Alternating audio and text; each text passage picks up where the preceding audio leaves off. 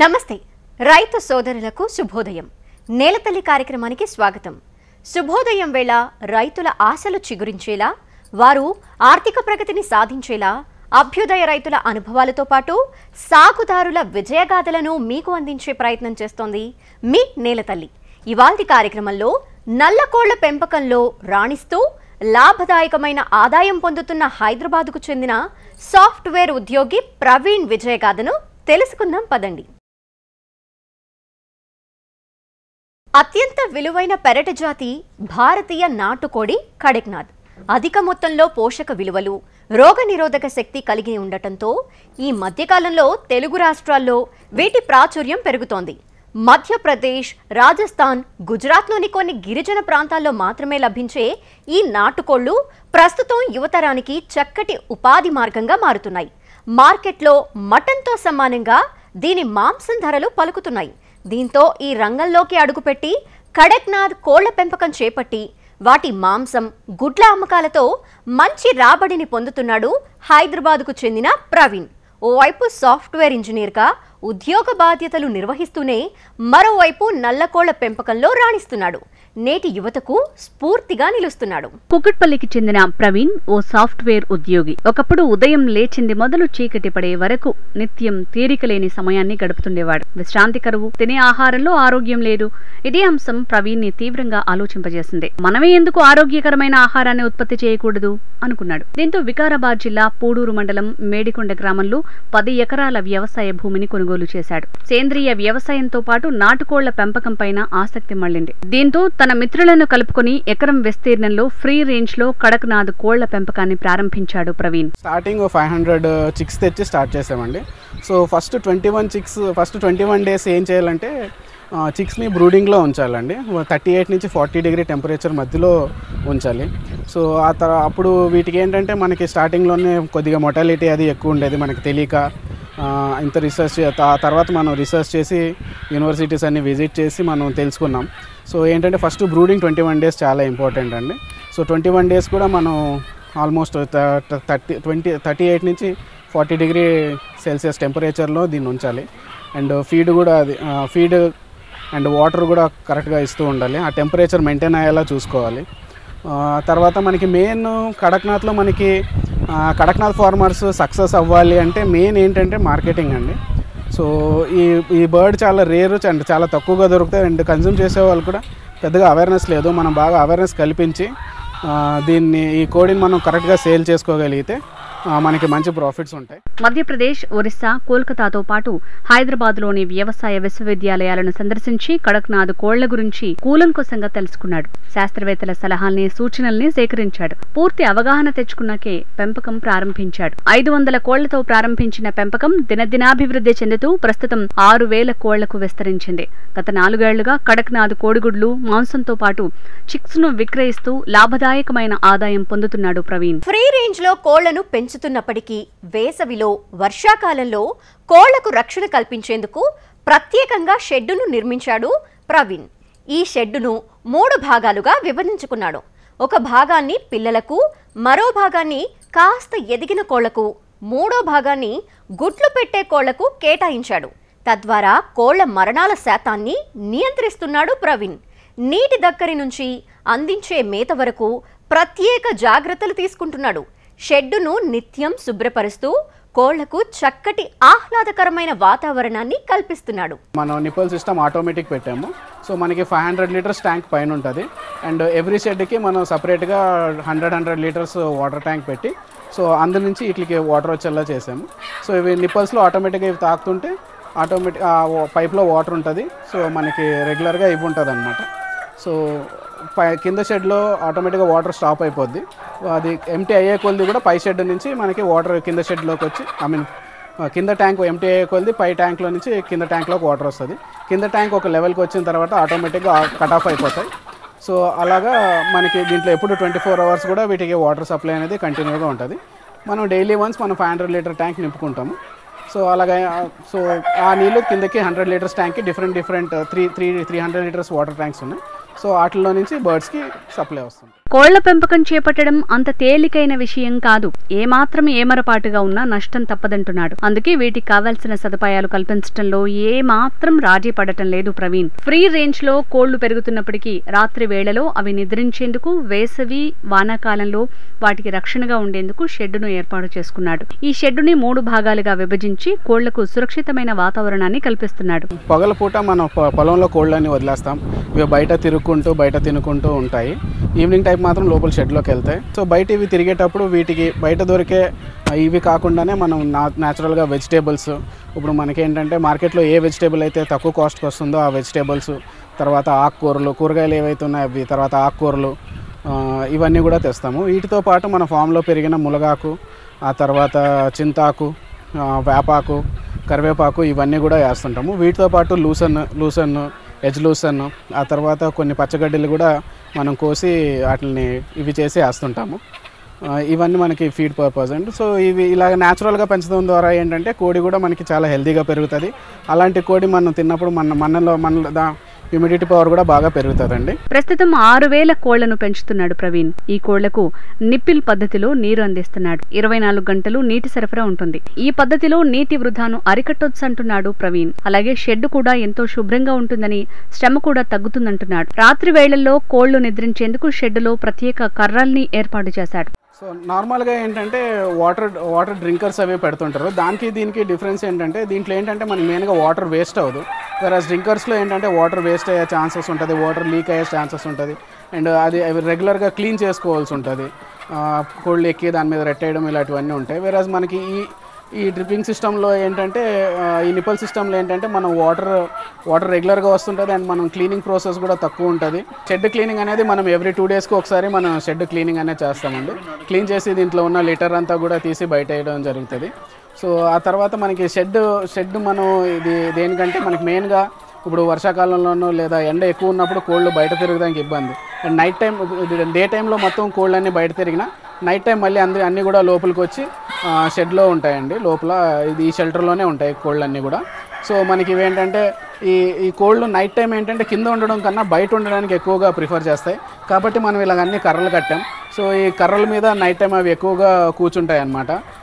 కింద ఉండడం కన్నా కోళ్ళు ఎప్పుడు కూడా పైన ఉండడానికే ప్రిఫర్ చేస్తాయి. సో నైట్ టైం ఏంటంటే కోళ్ళని ఈ కర్రల మీద కూర్చొని అండ్ కొన్ని కోళ్ళు కింద ఉండి, సో ఇలాగ ఉన్నప్పుడు ఏంటంటే మనకి ఇది కూడా కవర్ అవుతుంది, అంటే స్పేస్ కూడా మనకు కవర్ అవుతుంది. కడక్నాథ్ కోళ్లు 6 నెలల నుంచి గుడ్లు పెడతాయి. సంవత్సరానికి ఒక కోడి 100 నుంచి 110 గుడ్లు పెడుతుంది. కోడి గుడ్డు పెట్టాలంటే చీకటి ప్రదేశం ఉండాలి. అలాంటి ప్రాంతంలోనే అవి గుడ్లు పెడతాయి. అందుకని షెడ్డులో ఒక భాగంలో వేస్ట్ బకెట్లు ఏర్పాటు చేసి కోడిగుడ్డు పెట్టడానికి అనువుగా వాటిని కత్తిరించాడు. బకెట్లోని అడుగు భాగంలో గడ్డి ఏర్పాటు చేశాడు. ఇలా చేయటం వల్ల గుడ్లు పగిలిపోకుండా జాగ్రత్తగా ఉంటాయంటున్నాడు ప్రవీణ్. ప్రస్తుతం మార్కెట్లో లభించే బ్రాయిలర్, నాటుకోళ్ల కంటే ఈ నల్లకోళ్ల మాంసం బలవర్ధకమైన ఆహారం. మిగతా వాటి కంటే కొవ్వు శాతం తక్కువగా ఉండటం, ప్రోటీన్ల స్థాయిలు అధికంగా ఉండటమే వీటి ప్రత్యేకత. కడక్నాథ్ కోడి మాంసం తినటం వల్ల ఎలాంటి అనారోగ్య సమస్యలు తలెత్తవు. ఇన్ని ప్రయోజనాలున్నాయి కాబట్టే ఈ నల్లకోళ్ల పెంపకాన్ని గత 4 ఏళ్లుగా చేస్తూ నిర్విరామంగా ఈ రంగంలోనే కొనసాగుతున్నాడు ప్రవీణ్. ఫ్రీ రేంజ్ విధానంలో కోళ్లను పెంచుతున్న ఈ యువ రైతు సోయా, మక్క, సజ్జల పడుగలను మేతగా అందిస్తున్నాడు. వీటితో పాటే కోళ్లలో రోగనిరోధక శక్తి పెరిగేందుకు సేంద్రియ విధానంలో పండిన కూరగాయలు, ఆకుకూరలు, మునగ, చింత, కరివేపాకు, వేప ఆకులను మేతగా ఇస్తున్నాడు. కోళ్లు వైరస్ల బారిన పడకుండా పసుపు, వెల్లుల్లి నీటిని అందిస్తున్నాడు. దీంతో ఈ ఫామ్లో కోళ్లు ఆరోగ్యంగా పెరుగుతున్నాయి. సో మనకి డిసీజెస్ రాకుండా వీటికి న్యాచురల్గా ఉండడానికి మనం ఏం చేస్తామంటే పసుపు, వెల్లుల్లి నీళ్ళు పెడతామండి. వెల్లుల్లి మనం నైట్ వెల్లుల్లి దంచేసి వాటర్లో వేసి నానబెట్టి దాన్ని ఓవర్ నైట్ ఉంచేసి మళ్ళీ పొద్దున్న ఫిల్టర్ చేసి ఆ వాటర్ని పసుపు నీళ్ళలో కలిపి మనం వీటికి ఇవ్వడం జరుగుతుంది. అప్పుడు ఏంటంటే ఈ చాలా వీటికి హ్యూమిడిటీ ఆటోమేటిక్గా బూస్ట్ అవుతుంటుంది. రోగనిరోధక శక్తి న్యాచురల్గా పెరుగుతుంది కాబట్టి వీటికి డిసీజెస్ వచ్చే ఇది తక్కువగా ఉంటుంది. అండ్ బయట ఫ్రీ రేంజ్లో తిరుగుతుంటాయి కాబట్టి ఫ్రీ రేంజ్లో మనం ఏంటంటే డిస్ఇన్ఫెక్టర్ స్ప్రే చేస్తుంటాము. సో న్యాచురల్ డిస్ఇన్ఫెక్టర్స్ స్ప్రే చేస్తాము. అప్పుడు కూడా ఏంటంటే వీటికి బయట నుంచి వచ్చే డిసీజెస్ తక్కువ ఉంటాయి. వేరాజ్ అవుట్ సైడర్స్ని ఎవరిని కూడా మనం ఫామ్లోకి అలౌ చేయమండి. ఎందుకంటే మెయిన్గా పోల్ట్రీకి ఒక ఫామ్ నుంచి ఇంకో ఫామ్కి వెళ్ళినప్పుడు ఆ ఫామ్లో ఉన్న డిసీజెస్ ఇంకో ఫామ్కి వచ్చే ఛాన్సెస్ ఉంటాయి. కాబట్టి బయట నుంచి ఎవరిని అలో చేయము. అండ్ మేము ఫామ్లోకి వచ్చేటప్పుడు కూడా ఏం చేస్తామంటే ఫుల్గా బాడీ డిస్ఇన్ఫెక్టర్ స్ప్రే చేసుకొని మొత్తం స్ప్రే చేసుకొని డిస్ఇన్ఫెక్టింగ్ చేసుకున్న తర్వాతే మనం ఫామ్లోకి రావడం అనేది జరుగుతుంది. ఇవి చాలా వైల్డ్ బర్డ్స్ అండి. ఇవి న్యాచురల్గానే ఇవి చాలా వైల్డ్, ఫ్రీ రేంజ్లో పెరిచినప్పుడు ఏంటంటే ఇంకా వైల్డ్గా ఉంటాయి. ఇది ఫారెస్ట్ బ్రీడ్ కాబట్టి చాలా వైల్డ్గా బిహేవ్ చేస్తుంటుంది. సో ఇదండి. కడక్నాథ్ చిక్స్లలో మరణాల శాతం అధికంగా ఉంటుంది. దానిని నియంత్రించాలంటే 21 రోజులు చిక్స్ను బ్రూడింగ్లో ఉంచాలి. ఈ కోళ్ల పెంపకంలో బ్రూడింగ్ చేయటం అనేది చాలా ముఖ్యమని అంటున్నాడు ప్రవీణ్. మనం ఫస్ట్ 21 days మనము చిక్ ప్రీ స్టార్టర్ ఫీడ్ వాడతామండి. సో మనకి చిన్న పిల్లలప్పుడు ఉన్నప్పుడు మొటాలిటీ ఎక్కువ ఉంటుంది. సో మొటాలిటీ కంట్రోల్ చేయాలంటే మనం చూసుకొని పరిస్థితుల్లో దీన్ని బట్టి మనం ఏంటంటే బెల్లం నీళ్ళు ఇస్తుంటాము, నల్ల బెల్లం నీళ్ళు ఇస్తుంటాము.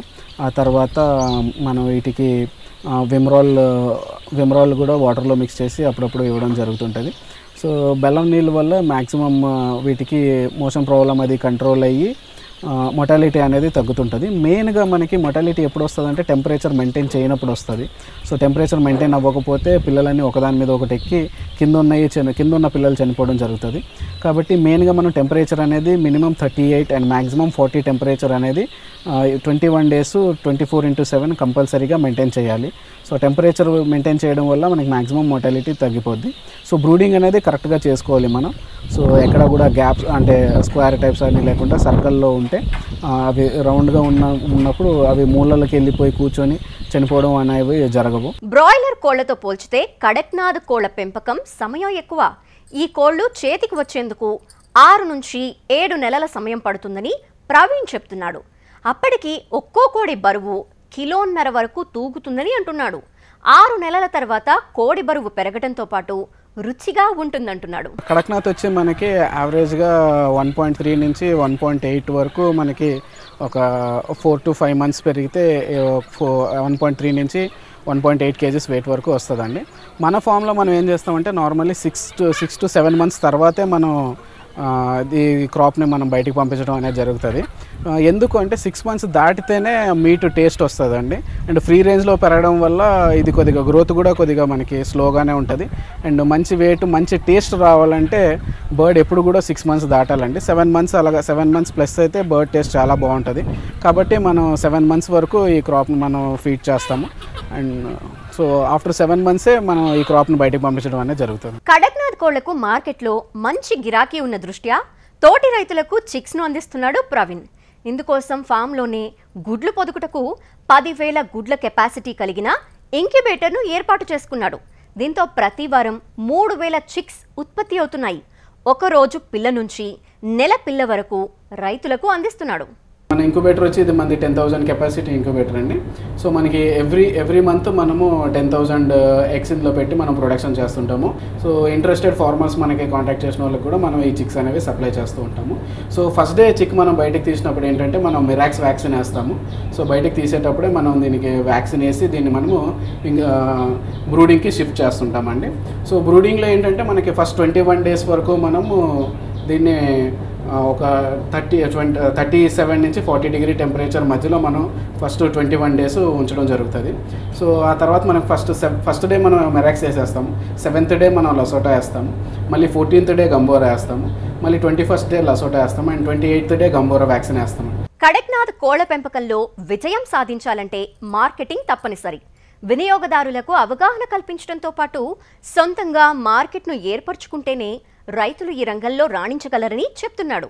ప్రవీణ్ కోడిగుడ్లను ప్రత్యేక బాక్సుల్లో ప్యాక్ చేసి పలు ఆర్గానిక్ స్టోర్లకు విక్రయిస్తున్నాడు. కోళ్లను హోల్సేల్గా అమ్ముతున్నాడు. దీనితో పాటే రైతులకు చిక్స్ రూపంలో అందిస్తున్నాడు. ఇన్ని రకాలుగా సేల్స్ చేస్తూ ఉండటం వల్లనే ఈ రంగంలో నిలదొక్కుని నిలబడగలుగుతున్నానని ప్రవీణ్ చెప్తున్నాడు. కడక్నాథ్ కోళ్ల ఫామ్ పెట్టాలనుకునేవారు తమను సంప్రదిస్తే ఖచ్చితంగా సలహాలు సూచనలు అందిస్తానని అంటున్నాడు. నెక్స్ట్ ఏంటంటే ఇలా మనం 6x ప్యాక్ చేసి మార్కెటింగ్ చేసుకుంటున్నామండి. మనం డిఫరెంట్ పార్ట్స్ ఆఫ్ లైక్ మనకి వేరు సిటీస్కి కూడా ఇలా 6x ప్యాక్స్ చేసి మనం వేరు సిటీస్కి కూడా మనం పంపించడం జరుగుతుంది. లోకల్లో కూడా చాలా డిమాండ్ ఉందండి. లోకల్లో కూడా మనం ఇక్కడ అన్ని ఆర్గానిక్ స్టోర్స్లో హైదరాబాద్లో ఉన్న మ్యాక్సిమం ఆర్గానిక్ స్టోర్స్కి వాటికి కూడా మనం సప్లై చేస్తున్నాము. సో కడక్నాథ్ ఫార్మింగ్ ఎవరైనా చేయాలనుకుంటే ఏ సందేహం పడక్కర్లేదండి. కడక్నాథ్ మార్కెట్కి చాలా బాగుంది. సో కడక్నాథ్ ఎగ్కి కూడా మంచి డిమాండ్ ఉంది, తర్వాత బర్డ్స్కి కూడా మంచి డిమాండ్ ఉంది. ఎవరైనా రైతులు ఉత్సాహంగా ఉండి మేము కడక్నాథ్ ఫార్మింగ్ చేస్తాము, మాకు కడక్నాథ్ గురించి సలహాలు సూచనలు కావాలంటే మేము అందిస్తాము. సో మార్కెట్లో అయితే డిమాండ్ చాలా బాగుంది.